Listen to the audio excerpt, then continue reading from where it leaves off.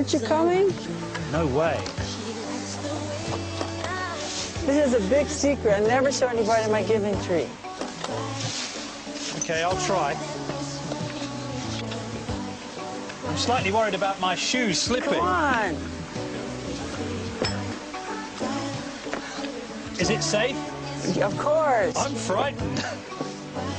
My I think inspiration. I'm going to stop here. You don't climb trees? No, I do not. You're missing out. I'll leave you to it.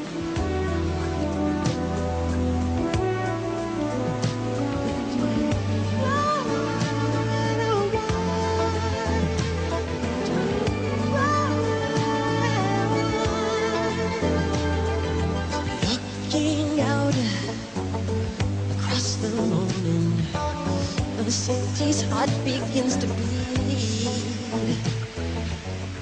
I love climbing trees. I think it's my favorite thing. Having water balloon fights and climbing trees. I think that those two are my favorite. Don't you prefer making love or going to a concert, or you really mean that you prefer climbing trees and having a balloon fight? Yeah, water balloon fight. And you prefer that to anything else? Well, as my pastime fun, you know, can't compare it to performing. But other people play football, basketball. I like to climb trees.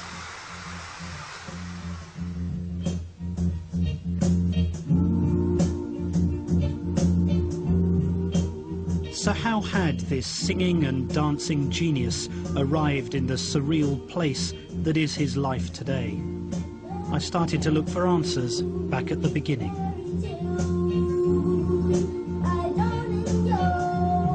He played me his first single, Big Boy, which was released when he was just 8. By then, Michael Jackson had already been performing for 3 years.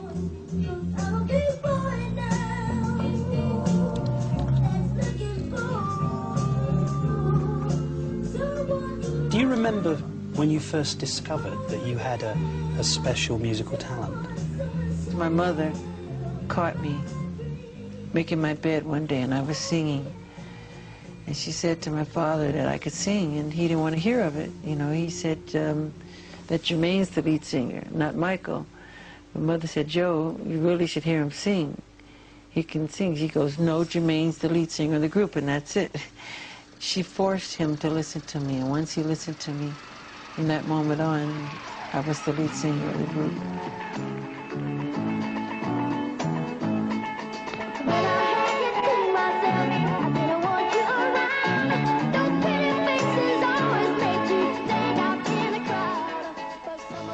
My entire childhood, I remember people always saying to me, he's a 42-year-old midget.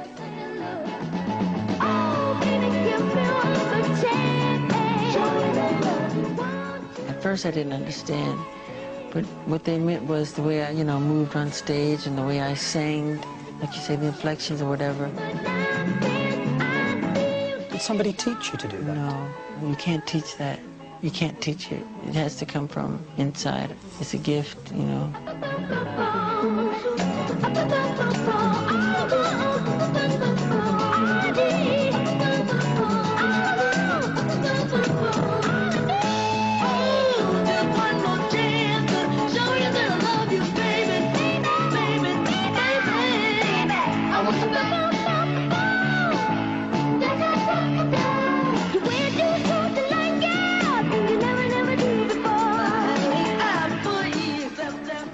I remember precisely going to Motown Studios to record, and right across the street from the studio was a park. And I could hear the roar of the, you know, the Little League team, and they were playing soccer and football and volleyball, and they were playing baseball. And I remember a lot of the times looking back and really hiding my face crying.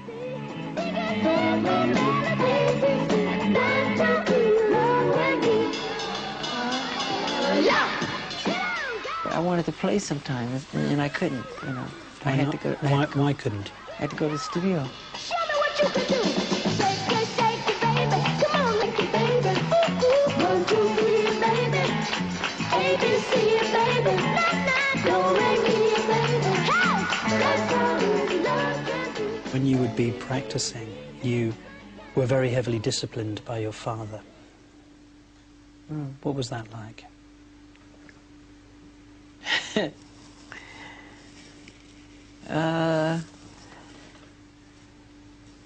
Well, I didn't have it that hard because he used me as the example. It was like, do it like Michael. You know, and he practiced us with a belt in his hand.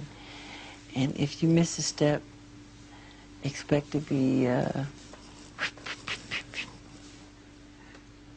Just let me go back. You just said that you would practice the dance steps and your father would be holding a belt in his hand. Is that what you just said? Yes. And he would tear you up if you missed. And so we, not only were we practicing, we were nervous rehearsing because he sat in the chair and he had this belt in his hand. And if you didn't do it the right way, he would tear you up, really get you. And I got it a lot of times, but I think my brother Marlon got it the most because he had a hard time at first. And he tried so hard. And it was always, do it like Michael, do it like Michael, you know. But the others were very nervous, and I was nervous too, you know, because he was tough. How often would he beat you? Too much. Would he only use a belt?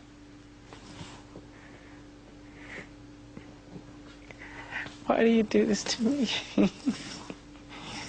No, more than a belt. What else would he use to hit you with? Ironing cords, whatever's around. Throw you up against the wall hard as he could. See, it's one thing to... But you were only a child. I know. You were a baby. I know. It's one thing to discipline. And you were producing successful records. I know.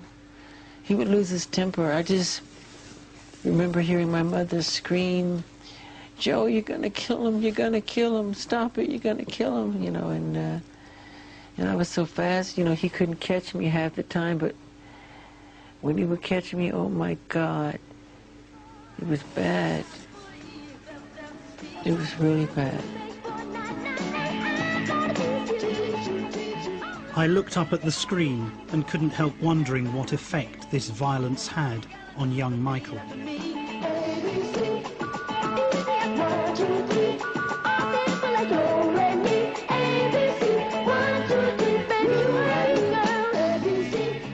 We were terrified of him. Terrified. I can't tell you. I don't think he realizes to this day how scared. Scared. I mean scared. So scared that I would regurgitate. You would vomit? Mm-hmm.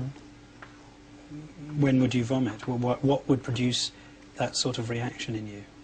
His presence. Just seeing him. And sometimes I'd faint, and my bodyguards would have to hold me up. When he was beating you, did you hate him? Yeah. Strong hate. That's why to this day I don't lay a finger on my children. I don't want them to ever feel that way about me. Ever. And he didn't allow us to call him Daddy. And I wanted to call him Daddy so bad. He said, I'm not Daddy, I'm Joseph to you, you know? And I totally forgive him for all of it, you know? You have to. But I don't allow my children to call me Michael. I say I'm Daddy.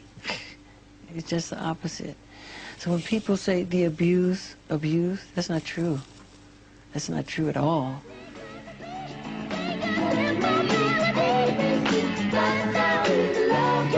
ABC, girl.